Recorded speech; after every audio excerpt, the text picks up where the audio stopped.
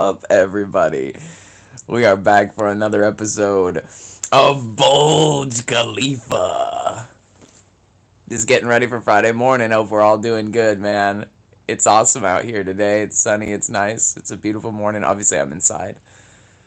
Still a little bit chilly out there. That's why I got the jacket on, getting ready to head out. And I'll be, of course, driving my beautiful Bama Lamb down to the workplace today, which is something that I have not gotten to do very much since I got her because of obviously the ongoing problems. But this morning's Bulge episode, Breathe Easy Bulge, is inspired by the great achievement that I've accomplished over the last, I guess you could say, 48 hours or so, where I have finished removing and rebuilding the entire overcomplicated German intake manifold on my car.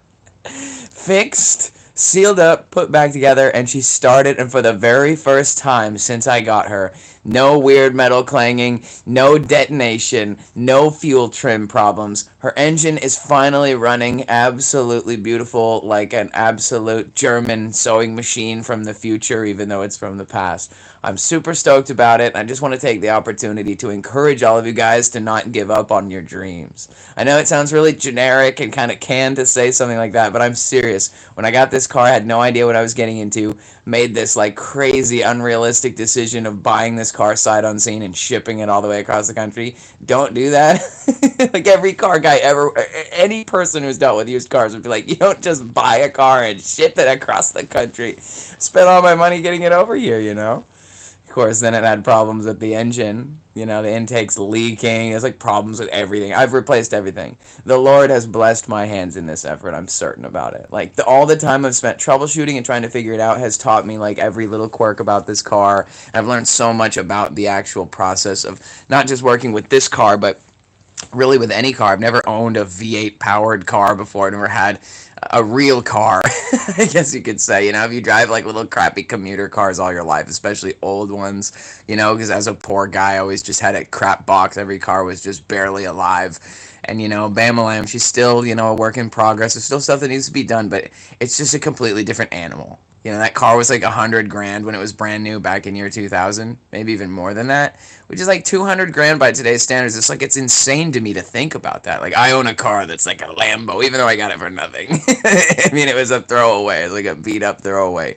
But I'm bringing her back to life. I'm investing and taking my time and energy and putting into this car so that I can have not only just the accomplishment of an amazing goal and chapter in my life, but to also be able to contribute to something that is not degeneration. I'll tell you, it's one of the things that I think compels me more than anything to one day own my own automotive preservation detail company, is because you get to participate in kind of the reversal of the erosion of the world. You know, we may not be able to rise to an impossible level and change the whole world or you know, take charge of everything, you know, as much as I dream of that. We never know exactly what God's plan is regarding that. But as far as the little things in life, it is God's will for you to have victory, even though there is tribulation along the way and lessons to learn. But that's the important thing about sticking with it, right? We say there's a 3-step system here, right?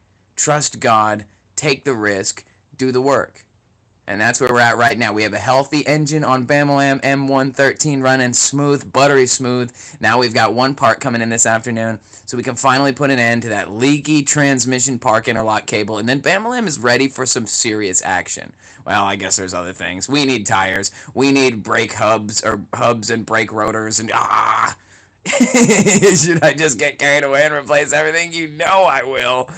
But in the long run, we're going to end up with a really awesome car. So whatever it is that you're pursuing in life, whatever it is you're chasing, whether it's something simple like building your dream car, or whether it's working on your life, your faith, your walk with God, make sure that you trust God, take the risk, and do the work, because that's what it takes for you to achieve these things. Obviously, we can do nothing without God who strengthens us, but it is through His will that we can accomplish many great things in life, including the little things. Sometimes our confirmation comes in the form of big life-changing chapters, and sometimes confirmations of the Lord come in small victories. In this case, this morning, Bama Lamb is breathing easy. She's ready to rock, get me down to the old workplace for Friday. Hope y'all are excited to get through the day. I'll see y'all over there at the chat for Ceiling Fan Man. You know how it is. I got nowhere else to go.